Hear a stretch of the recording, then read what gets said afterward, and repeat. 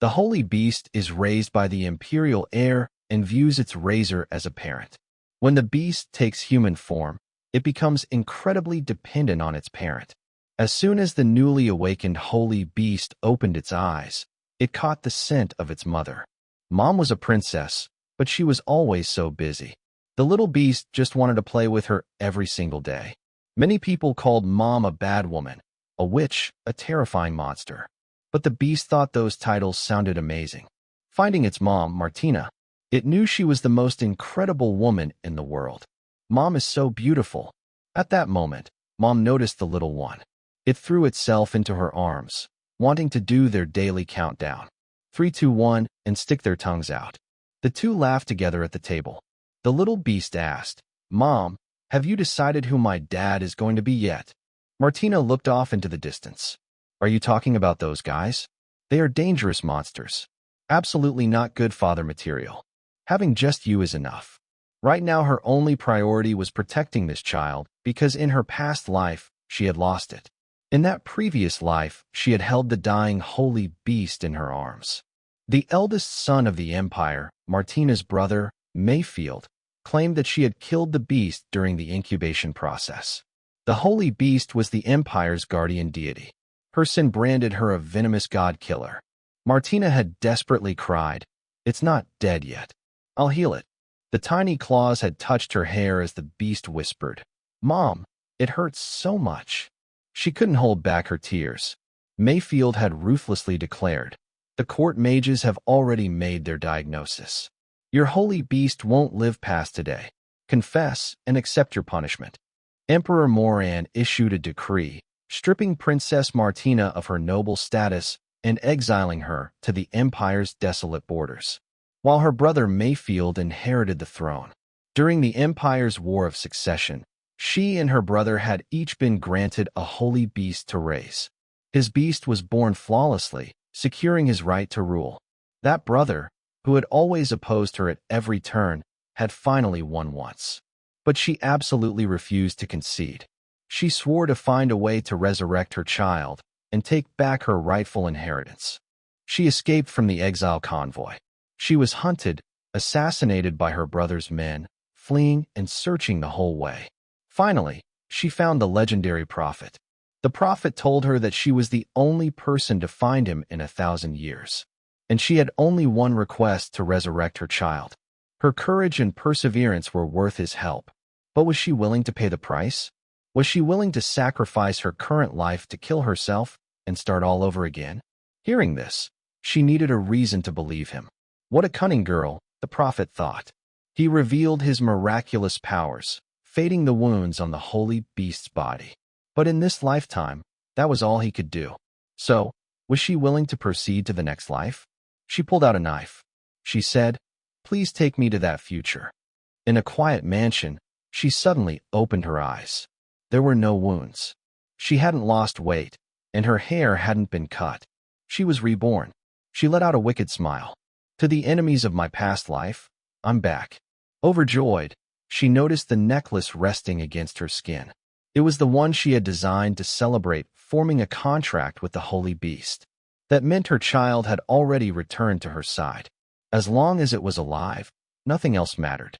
She was so thrilled she held the egg carefully in her hands, terrified of dropping it, only feeling at ease once she safely placed it back down. But what about the method to protect the child that the prophet had promised? Just as the thought crossed her mind, a system window popped up in front of her. It read, "The prophet's customized raising guide has been delivered." It was a manifestation of the prophet's will designed to help her raise the holy beast. It began explaining basic common sense, but she already knew all of that. Finally, it stated, "If you want the holy beast to grow, you must receive a kiss of loyalty from a pillar of the state. The parent will then transfer this energy to the holy beast. A pillar of the state is an irreplaceable great talent essential to the nation's prosperity. A kiss of loyalty requires feelings of true allegiance while making lip contact with a part of the parent's body." So that was it. In her past life, she had read ancient texts about the holy beast. The books recorded a secret method from centuries ago that allowed the beast to grow rapidly. It seemed this was that lost secret. However, getting a kiss of loyalty from a pillar of the state was going to be difficult because her reputation was absolutely terrible. She had fought her brother for the succession rights since childhood, often getting into physical brawls. She was infamous in high society. Her arrogant and volatile personality was heavily criticized by the nobles. No true talent would ever swear loyalty to a princess like her. But for the sake of her child, she had to change her ways. She wanted to be a mother who could help her child grow up healthy, a mother her child could be proud of. She hoped that when it was born, it would smile and call out to her, just like in that dream where it smiled and called her mom. Her personal maid, Louise, and the palace knight, Linny, came in to help her out of bed and confirm her schedule for the day. Martina told them to come closer. The two women were terrified. Fear was the usual reaction she got. Acting completely out of character, she asked them for a kiss on the cheek. The two women stared at each other, shock evident in their eyes, but they approached and kissed her anyway. Neither of them met the conditions for a pillar of the state. They were merely servants who harbored some feelings of loyalty. It was just as she thought. There were spies working for her brother among her staff.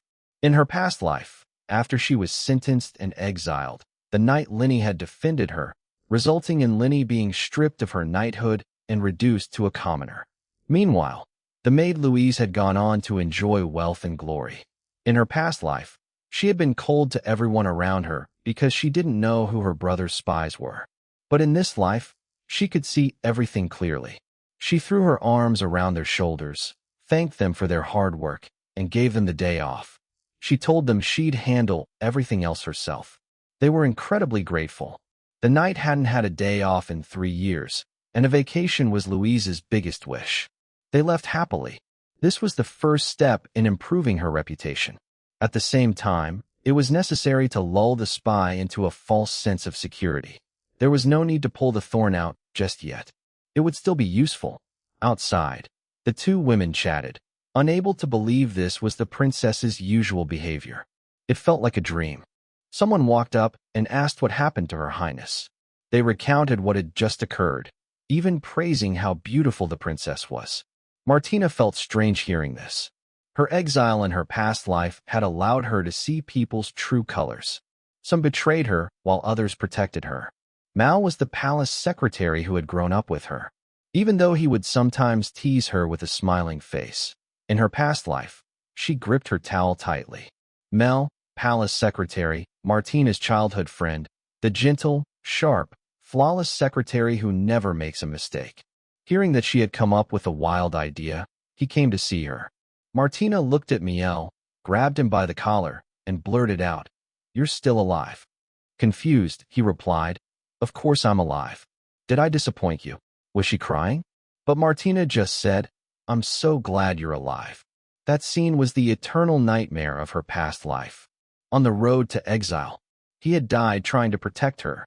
Miel had known the princess for a long time, but this was the first time he had ever seen her cry. He didn't understand what had happened. Taking a deep breath, Martina said, "I had a dream last night. I dreamed you were in an accident, but seeing you alive and well, I feel like you could work for me for another 100 years. You'll still be my secretary when you're 100. I really am an out-and-out villainess. If you ever try to quit, I'll drag you right back." She also wanted to test Neil. He could flawlessly manage all her schedules and brew 12 different kinds of black tea. She ordered him to kiss her on the cheek.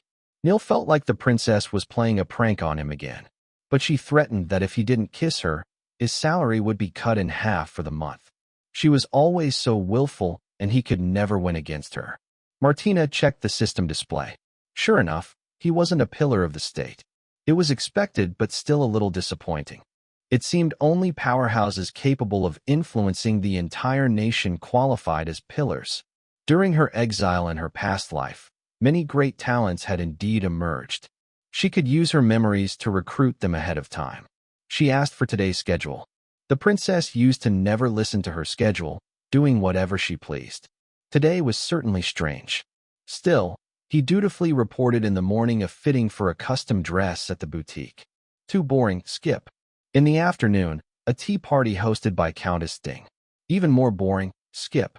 In her past life, she went to that damn tea party and they spent the whole afternoon arranging blind dates for dogs. In the evening, her brother, Prince Mayfield, was hosting a ball. Given their relationship, he advised against going, but Martina refused.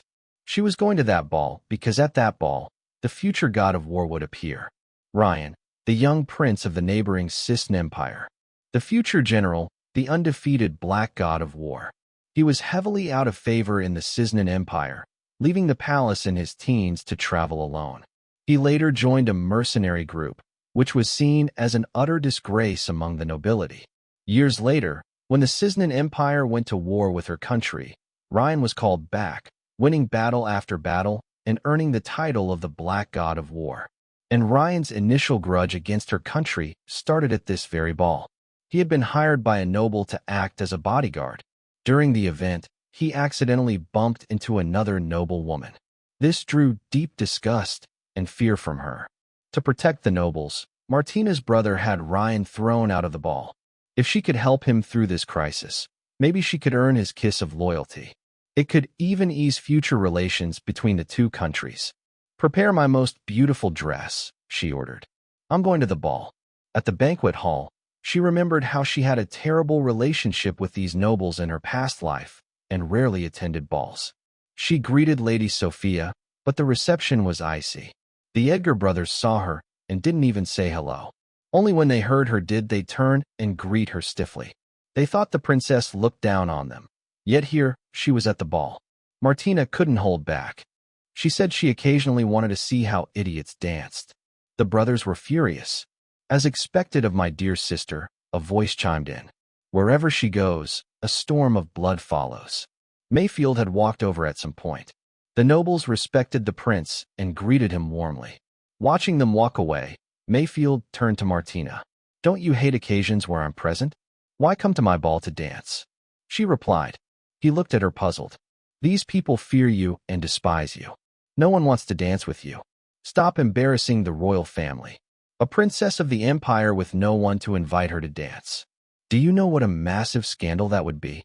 If you bow your head and beg me, I might accompany you for one song." Martina flatly refused. A commotion broke out in the distance. Martina smiled happily. "I found my dance partner." In the eyes of the nobles, mercenaries were just dogs. They sold their combat skills for money. Today they fought for one side. Tomorrow they might support the other. They were just dogs to be ordered around for coin. Why show a dog any respect? The noble woman involved was of high status, a well-known figure in social circles. Ryan's employer, intimidated by her status, pushed all the blame onto Ryan. Even though Ryan had been hired to protect him at the ball, the employer demanded Ryan either kneel and beg the lady for forgiveness or get the hell out. Even apologizing wouldn't be enough. These people had no idea of Ryan's true identity. If Ryan lashed out, it could trigger a war between the two nations. He remained silent at this moment. A cruel memory he wouldn't mention to his subordinates until the two countries were at war years later. Just as they were about to throw him out, Martina shouted from afar, stopping them. She announced that this man was her dance partner. The crowd turned in shock. Martina pointed right at him. "I've chosen this man. Who dares take away someone belonging to the princess?" The noble woman tried to explain that the man had knocked her over. Martina immediately offered to compensate her with 2 brand new dresses. Whether she was hurt or not didn't matter. The noble woman was furious.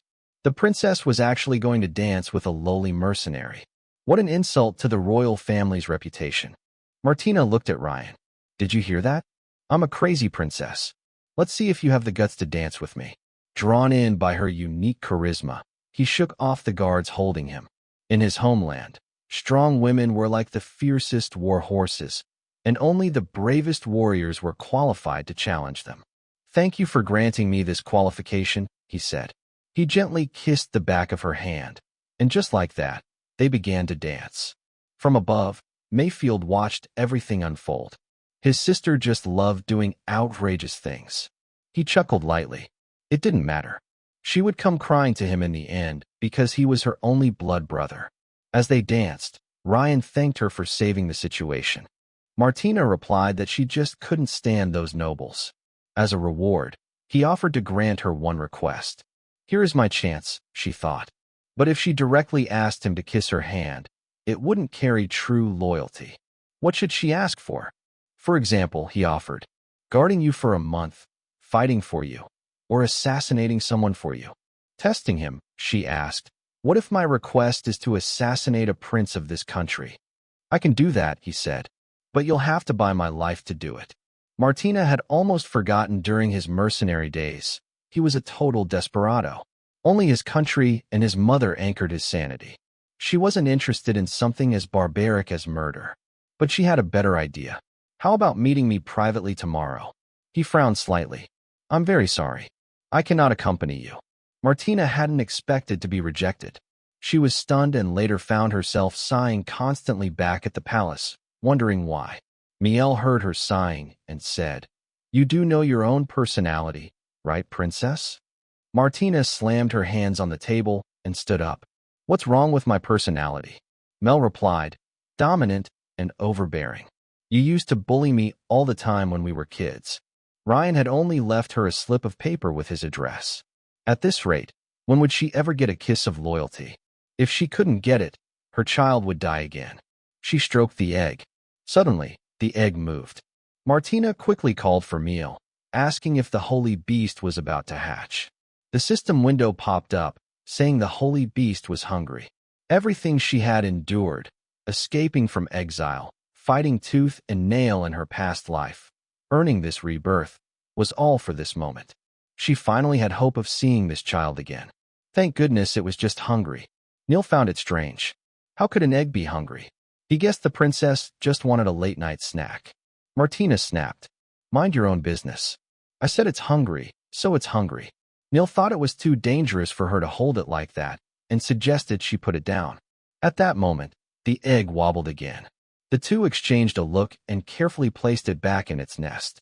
The holy beast was about to hatch. This was the most critical time. It had to be taken care of perfectly. Neil ordered the room temperature adjusted to the optimal incubation level, set up aromatherapy with the princess's favorite scent, and put on soft, soothing music. Martina couldn't help but laugh. Neil, you act like a mother right now. Everyone calls me the villainous lapdog, Neil replied. Shouldn't a lapdog protect everything that belongs to its master? His words pleased her.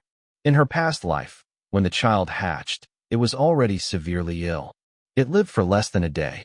Not even the strongest mages could save it. It stopped breathing right in her arms.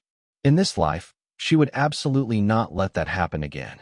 Since she had confirmed that the mercenary Ryan was a pillar of the state, she had to get his kiss of loyalty. Right now, she needed to gather some materials. She told me to come back early as the holy beast needed his scent around too. Watching her walk away, Neil thought to himself, she actually said I act like a mother. Shouldn't I at least be like a father? The next day, she went to the Red Mountain Inn to find the tall mercenary with blue eyes, only to discover he wasn't there. He had gone to Perro Park, the cemetery for noble lords, going to a graveyard in the heavy snow. The guy must be crazy. No wonder Ryan had rejected her invitation yesterday. Today was his mother's death anniversary. His father was the emperor of the Cisnan Empire. His mother was the daughter of a noble in the Moran Empire. The two countries had always been at odds. His mother had fallen in love with the Cisnan Emperor by chance while traveling. Defying her family's objections, she eloped with him and gave birth to a child. Ryan's mother's allotment was constantly mocked by Cisnan's high society. She had left her homeland, and her husband's country never accepted her. She eventually died of depression, and according to her will was buried in her homeland cemetery. During his time as a mercenary, Ryan often visited the Moran Empire and would visit his mother's grave every time. He wanted to retrieve his mother's belongings from when she was young, but her family refused to ever see him. Standing there, he suddenly heard someone calling him. It was Martina. She had come to bring him a gift. Your Highness, why are you here? She told him to open it and see for himself. He opened the box. Inside were his mother's belongings. Martina told him not to worry. She hadn't told anyone his identity. She had just heard he was visiting the noble cemetery. And combining that with his signature blue eyes of the Vita's royal family, she did some investigating and figured it out. How did she get these? Her family had hidden everything away since her allotment. Martina smiled. She had just used a few privileges of being a villainess. Regardless of her motives, he was grateful to him. His mother's belongings were priceless, but he didn't know how to repay the princess. In the Cisnan Empire, he was the least favored prince. His father and the former empress's sons had pure bloodlines and were much more likely to inherit the throne. His mother's family refused to acknowledge his existence. In over 20 years, they had never met him once. All he had in this world was the sword in his hand and the horse behind him. He knelt down. Mercenaries are just homeless beasts. Your gift is enough to buy my life. Tell me, who should I tear to pieces for you? Martina smiled. I don't want anything boring like that. How about I become your home?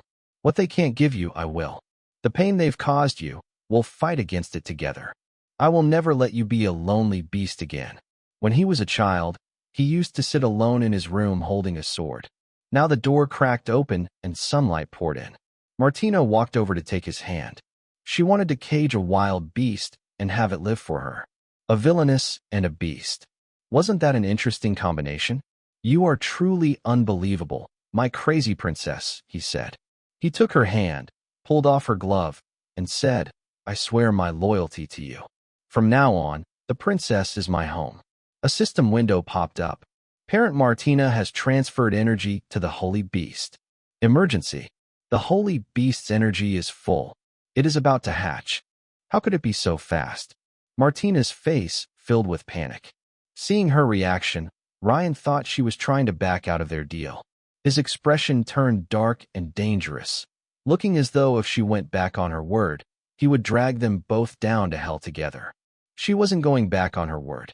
She just suddenly remembered she had something urgent at the palace and had to return immediately. A carriage wouldn't be fast enough.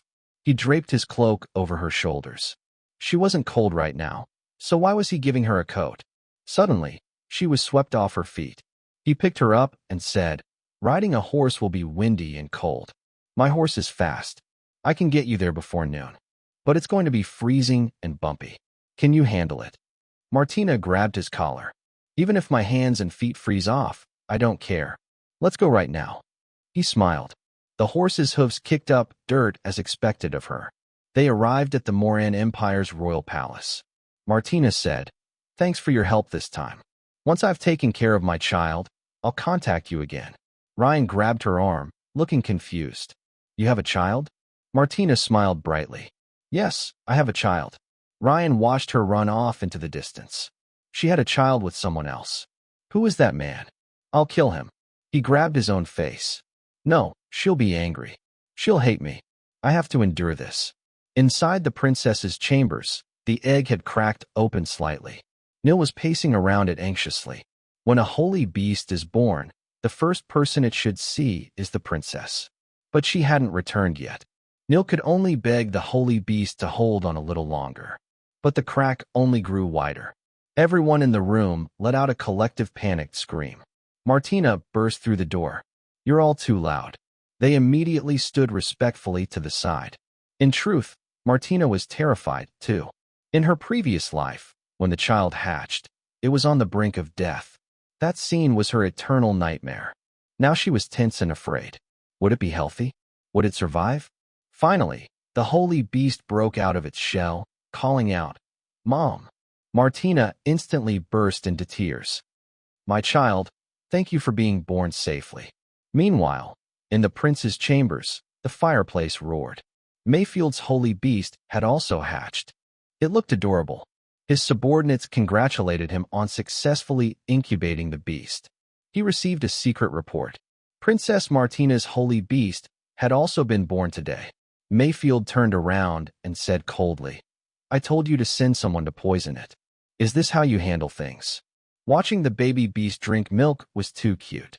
Holy beasts are born with the consciousness of a 2- or 3-year-old human. Magical creatures were truly amazing, but drinking normal milk would only restore a tiny bit of its magic. The only efficient source of magic was the kiss of loyalty from a pillar of the state. Martina thought to herself, at least I have Ryan now. But he was about to leave for his next mission. She wanted to keep him as her long-term bodyguard, But the system warned her that if a pillar misses out on necessary life experiences, they might lose their status as a pillar. If Ryan didn't travel the world, he might never become the future Black God of War. So, she decided to let his original timeline play out. It was so frustrating. But then, the holy beast pounced on her, calling her mom. Martina's heart melted. She couldn't help but kiss it. For her child, she'd endure any amount of trouble. In this country, there was a wildflower called the lily. It could live for over 30 years, and even if it was burned by fire, it would regrow. Martina named her beast Lily. You belong to Mom. Lilies live a very long time. Mom will protect you, Lily, so you can live a long, long time. The secretary and the maid walked over. The maid looked surprised. Her Highness's holy beast has a great appetite. The bottle is already empty. I'll go prepare a new one. Mel reported. The news of your holy beast's birth has been relayed to His Majesty and announced to the major nobles. At the same time, your brother has also hatched his holy beast. Understood, Martina said. Lily leaned forward curiously, asking if the secretary was her dad. Both Martina and Mel froze in place. Mel's face instantly turned bright red. No, he blurted out. Martina laughed. If he were a dad, he'd definitely be bossed around by his wife and daughter all day long. He coughed lightly. You know full well I'm single. He turned to Lily and explained he's Her Highness's servant, and Her Highness loves picking on him the most. Lily didn't know what a servant was. Martina rushed over and covered Lily's ears, telling Neil not to teach the child weird things. Martina introduced everyone by name. After putting Lily down, she asked Neil for the intelligence report on the maid, Louise. Neil didn't understand why Martina suspected her. She had passed a background check before. Martina suspected her because Louise had no loyalty toward her. She deduced that in her past life, Louise was the one who poisoned Lily's egg. In this life, Martina had guarded the egg closely, so Louise hadn't found an opportunity. She must have been bought by Mayfield. But since she passed the background check when she was first hired, something must have happened recently for her to be bribed. Martina ordered Neil to investigate Louise. Neil suggested just firing her, but firing a maid without cause would only worsen her reputation. If she wanted to beat her brother and ensure Lily became the true holy beast of the empire, she had to become an incredible mother. In the kitchen, Louise's hands trembled as she prepared to add the poison. Someone whispered to her, "Do you want to test the villainous limits? If Princess Martina finds out what you did, she'll have 10 vicious dogs tear you apart. Just do as I say." Gritting her teeth, Louise dropped the poison into the milk and brought it to Martina. She told the princess the milk was warmed and would be best consumed within half an hour, then asked to be excused. Martina closed her book and said, "I have something to discuss with you." Louise's heart hammered in her chest. She turned around trembling. "What is it, Your Highness?" "Drink it," Martina said. Louise refused. Martina pushed. "Why won't you drink it? Are you hiding something from me?" The nipple of the bottle was inches from Louise's lips, but she still didn't confess. Martina had no choice but to bring out the evidence. Neil wheeled a woman into the room. It was Louise's mother. Her mother said, "Thanks to the princess, I saw a doctor who says my eyes can be cured. Louise, you must thank the princess properly. My poor child, once I'm cured, you won't have to shed any more tears for me." Louise broke down crying. "Thank God. As long as she recovers, I'll do anything." Her mother had suddenly gone blind, plunging their family into poverty. Louise had even stolen Martina's ring. Martina noted that the cost of the ring would be deducted from her salary next year. Louise couldn't believe Martina was still willing to employ her. Martina swirled the milk bottle and said, "Of course, people call me a notorious villainess, but I'm also a mother. I have a lot of respect for a woman who does bad things for the sake of her own mother." Deeply moved, Louise confessed, "This bottle of milk was spiked with a potion. Someone threatened me, forcing me to murder the holy beast. I'll tell you everything I did wrong." Martina told her, "I'll be waiting, but first, go take a walk with your mother. You two haven't seen each other in a long time." As the two slowly left the room, Mel looked surprised. Instead of punishing her directly, Martina had her take care of her mother. That was very unlike her usual style. Martina leaned in close. Are you implying that I used to be a vicious, rude princess? No, I'm not, he said. She pointed at his eyes. Those cunning fox eyes of yours say otherwise. Just you wait. I'll do plenty more things that will surprise you. She walked off happily. Mal's expression shifted. Her core personality was the same, but her methods had completely changed. The old Princess Martina would never have given a traitor a second chance. Anyone who dared offend her would be trampled underfoot. Her volatile nature had made her countless enemies, earning her the titles of villainess and witch among the nobles and commoners. Though she did have her cute moments, moments of cuteness that only he knew about. What had caused such a massive change in her? Was it really just the impact of becoming the holy beast's mother? Or had something happened to her that he didn't know about? The simultaneous hatching of two holy beasts caused an uproar in the Moran Empire. The guardian beast had a unique reproduction cycle. As the current emperor neared the end of his life, his beast would lay an egg. The egg was handed to the imperial heir. If the heir was legitimate, the beast would hatch. Heirs who failed to hatch the beast were often found to have illegitimate bloodlines or be practicing dark magic and were sentenced for severe crimes. The father of Martina and Mayfield, the current Emperor Gardner Moran, had been severely ill for 2 years. His holy beast had laid 2 eggs. This meant both of the emperor's children were legitimate heirs. It was a first in the empire's history. The Parliament of Nobles had decided that whoever hatched their beast first would secure the throne. But they had hatched on the exact same day. The carriage came to a halt. Martina stepped out, leaning on Mee's hand. She couldn't stop shaking. Neil noticed her nervousness. This was her first time formally attending the Parliament of Nobles. Inside were many people who despised her, people who wanted her struck from the royal registry. None of them probably expected a notoriously awful princess to successfully hatch a holy beast.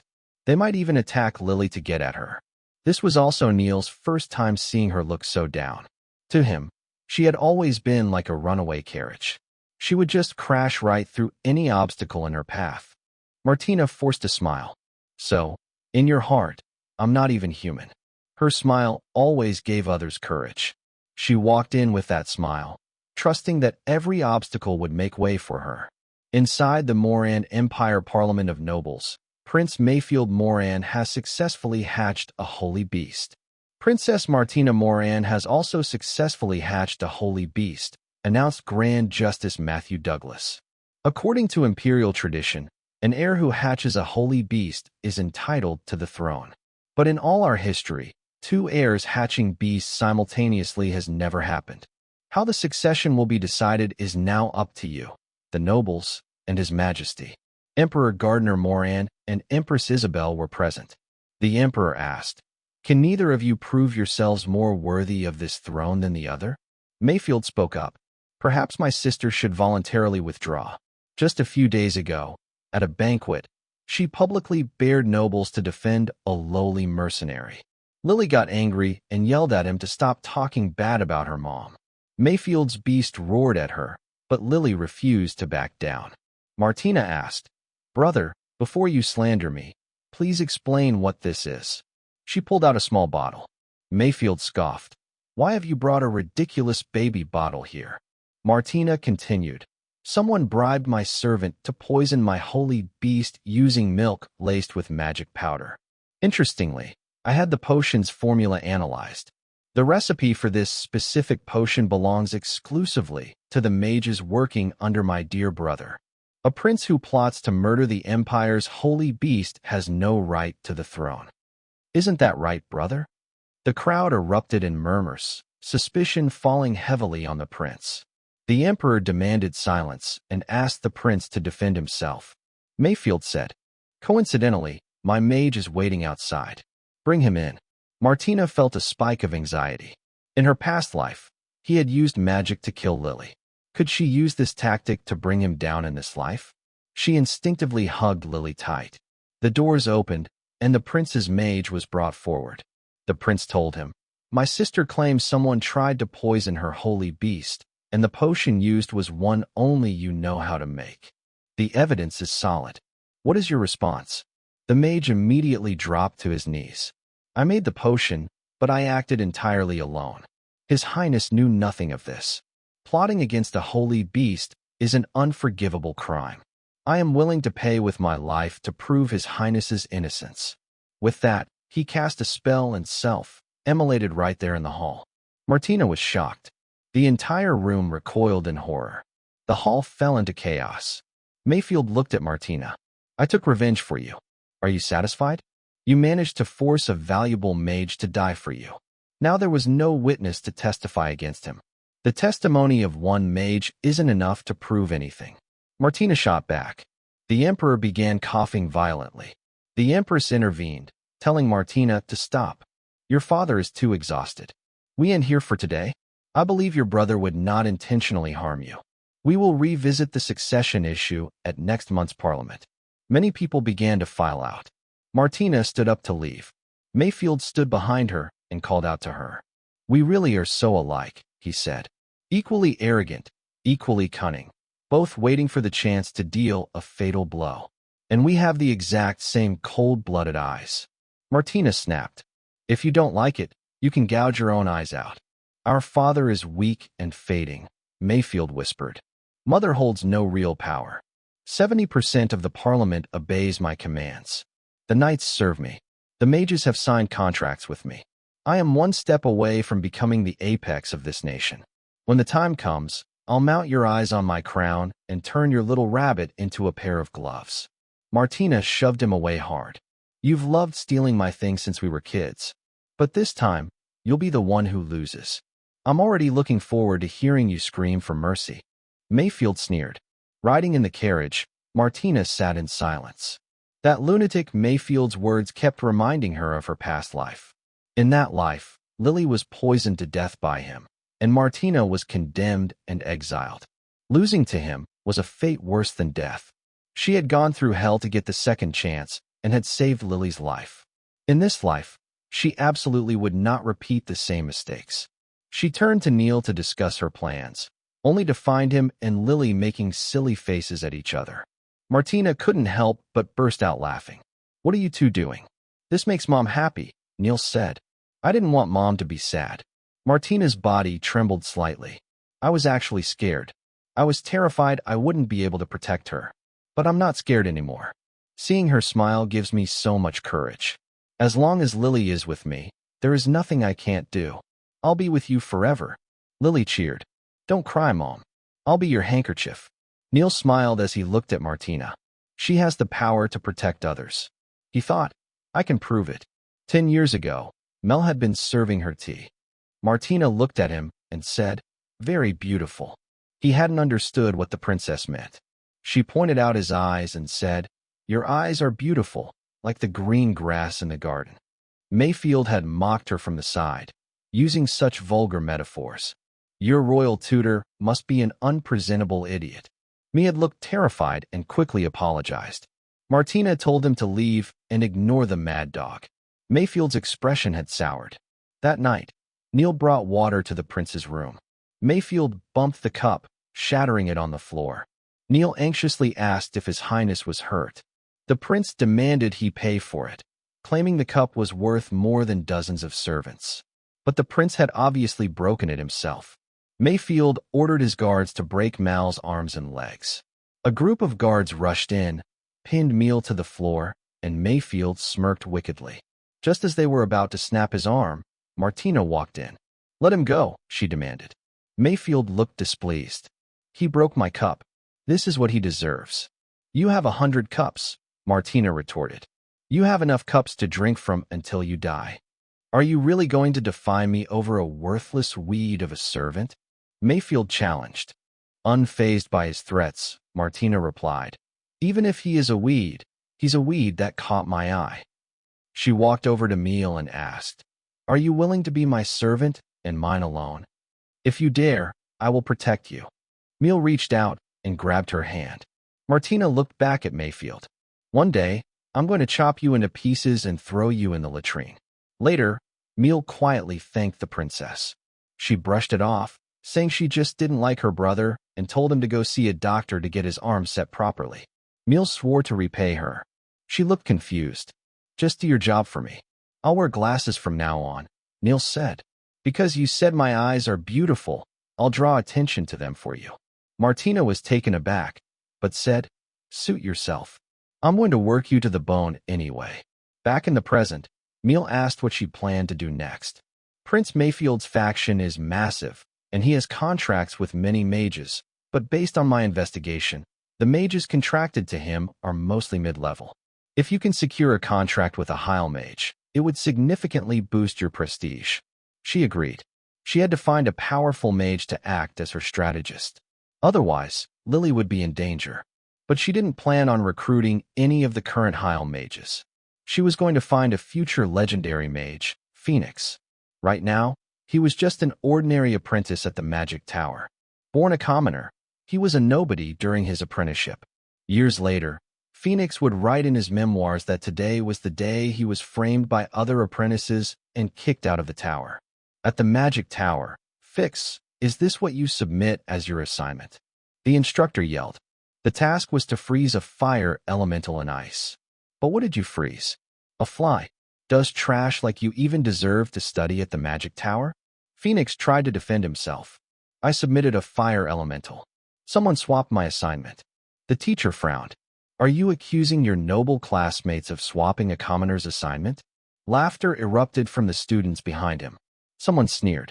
Professor, the parchment he uses for his assignments is garbage we threw away. Why would a noble steal his things? He has to dig through trash to finish his homework and work in the kitchen just to afford his uniform. What's the point of someone like him learning magic? Phoenix, the teacher said sternly. The Magic Tower will not tolerate terrible students like you. I told you before, one more mistake and you would be expelled. As of today, you are no longer a student here. Fine, Phoenix shouted. Even if I don't study here, I'll keep studying magic. I'll create spells none of you have ever seen. You are far too arrogant, the teacher replied. You forget that the Magic Tower is the pinnacle of magic. Go pack your bags. You don't belong here. At that moment, someone walked into the room and whispered to the instructor. The instructor told Phoenix to wait. A highly esteemed guest had submitted a request to the Magic Tower to become his sponsor. As he was led down the hall, people kept reminding him, the guest is extremely noble. Make sure you don't say anything vulgar and offend her. Phoenix muttered that he didn't even know who it was. Suddenly, his eyes went wide. Martina introduced herself. I am Princess Martina of the Empire. The instructor quickly interjected. Your Highness, there are many apprentices here much more worthy of sponsorship. He has violated tower rules 3 times and even stole from a noble apprentice. Sponsoring him might damage your reputation. He shot Phoenix a mocking smile. Yes, he stole young Master Edmund's assignment. Though I can't imagine why anyone would steal an assignment graded 23 out of 100. Don't speak nonsense. The instructor hissed at Phoenix. You have no right to humiliate a noble. In her past life, Phoenix truly was expelled on this day. He returned to his home village and went back to being a commoner. There, he had no convenient magical materials or professors to guide him. But he never gave up on magic. Using things he found in the fields, he kept practicing, and magic never abandoned him. He created countless brand new spells, shocking the Magic Tower. Filled with regret, the tower invited him back. He suffered a lot in that village. If she could keep him in the Magic Tower and act as his backer, he would undoubtedly blossom into a genius even faster. Martina interrupted them, asking to speak with Phoenix alone. The instructor agreed. He gave Phoenix one last warning about his manners before leaving them. Once alone, Martina said, I will cover all your tuition expenses at the Magic Tower. Whenever you face difficulties, you can come to me. I don't care what they say about you. I just want to know, are you willing to let me be your sponsor? To her shock, Phoenix started taking his clothes off right in front of her. Martina quickly squeezed her eyes shut. I don't have those kinds of intentions. Put your clothes back on. I just wanted to show you what my last sponsor did to me, he said. She opened her eyes, stunned. He was a Viscount, Phoenix explained. He intensely hated magic, but wanted a mage as a servant. Since most mages are nobles, he couldn't enslave them. But I'm a rare commoner apprentice. He said he would sponsor me in exchange for my service. But every time I used magic, he would brutally torture me. I just want to know, are you going to do the same thing to me? Martina stood frozen. He couldn't trust her, yet he desperately hoped for her help. He was like a stray cat that had suffered too much, wanting to approach a human, but too terrified to do so. In that case, she had to lure him with a fake mouse. She draped his coat back over his shoulders. She knew that no matter what she said, he wouldn't believe her. How about this? Every time you achieve a goal, I will sponsor you for another academic year. Your first goal is to research and create a portable small-scale magic heat source. Phoenix was stunned. How did she know what he was already researching? He had been forced to stop due to a lack of materials. This winter is incredibly cold, he said. Many people in my home village froze to death. I've been thinking about the same thing. I am a princess of the empire, Martina said. I also want my people to survive the winter warmly. Are you willing to continue researching this spell for me? Still shocked, he asked. Will you provide the magical materials? The other apprentices throw my things away. Can I move into a single dorm? I'm a bad woman, remember? Martina said. I can do all of that. Phoenix couldn't help but laugh out loud. I'm the bad student the professors hate most. I guess I'll follow you then. I've heard kissing the back of the hand shows loyalty, but that seems to be a knight's etiquette. Can I do it to you? Martina thought he was just like a little kitten. Was she really going to collect this kiss of loyalty so quickly? He placed a kiss on her hand, but the system display read, Fix has no loyalty. Was his sincerity just now all an act? Was this future Grand Mage actually a pretentious genius? How interesting. He was just about to ask, Your Highness, can I apply for research materials under your name from now on? When he was suddenly yanked upward by someone growling, No, you cannot. Martina was shocked. Why was Ryan here now? When she went to the inn looking for him, where had he been? He's dangerous, Ryan said. If you keep him by your side, he will bring you danger. Give the word, and I'll eliminate him for you right now. Phoenix, instantly ready to spell. Martina was confused. Phoenix was still just an ordinary apprentice. Even the professors hadn't noticed his talent yet. How did Ryan know? Was this some kind of resonance between pillars of the state? The natural weariness of powerful beasts toward one another. If you don't have the heart to do it, I will, Ryan warned. Phoenix remained on high alert. Stop, Martina shouted. The two paused and looked at her. She emphasized, You both swore loyalty to me. You are my retainers. Without my permission, neither of you will act on your own. Looking pitiful, Phoenix wed, I was just so scared. Martina told him to follow her, so she could negotiate his sponsorship with the professor. She promised to handle the room change and the research materials. That's all for now, she said. She turned back to Ryan. You need to cool off. Go wait by my carriage. As they walked away, Phoenix shot Ryan a mocking face. Ryan gritted his teeth in fury. Ryan knew the princess was angry because he had acted too impulsively, but he wanted to kill anyone dangerous around her. It was like he was losing his mind. Ever since the day he swore loyalty to her, he kept dreaming of her.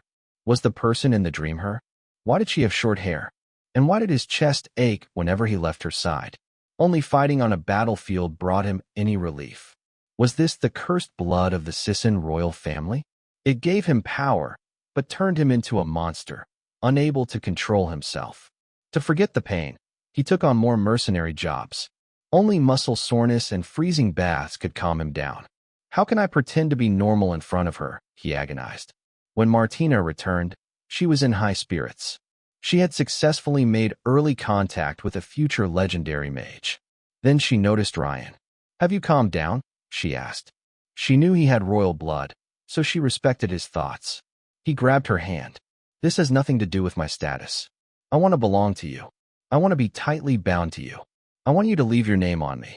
Martina thought it was bizarre. Writing her name on him. What a strange request. But he looked so agitated. If it would make him feel better, she would do it.